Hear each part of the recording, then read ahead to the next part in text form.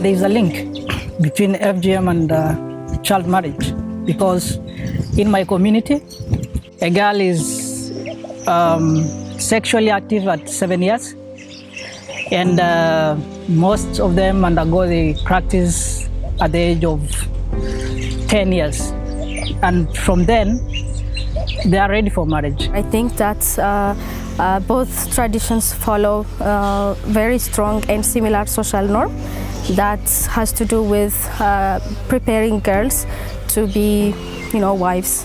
And high number of school dropouts are experienced after the FGC ceremonies. So it's a problem that hinders communities and people's development, and specifically girls' development, to pursue their life in a positive way and to pursue their dreams. More than 8,500 communities have helped communities to abandon female genital cutting and child marriage. I think my organization and my community can learn from the approach that they're using. That is actually very effective, and it has shown results, and it has actually helped to empower communities in other areas: education, human rights, democracy, and the like.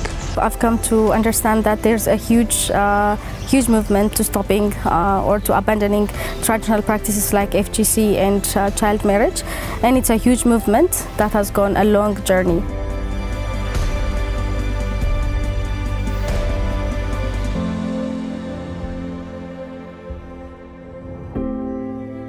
The lesson that I've learned is the holistic approach, whereby the community themselves are coming up with their own priorities. We need to come in, appreciate the values, the culture of the community, and then have them choose whether or not to live it, instead of forcing it on them as we've been doing in the past.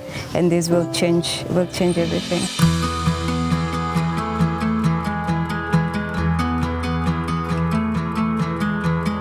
To abandon child marriage and FGM in my community, the main things needed is to organize people and also accept the cultural and values of the people, and also accepting a holistic approach, which is considering the needs, the different needs of the communities. To end the child marriage and FGM, we need to have a good cooperation for different levels of the community. If it is the governmental issues, if it's different organization, local, international, we need to work together. There is a need for the different levels of government structures to work together to combat this, and the language that is being used has to be changed and not to use so much force.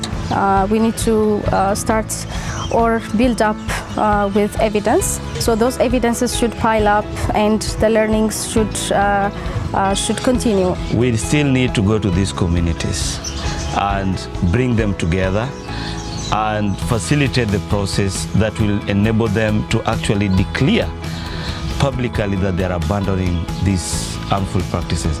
They should have awareness creation and empower these communities to produce the change themselves.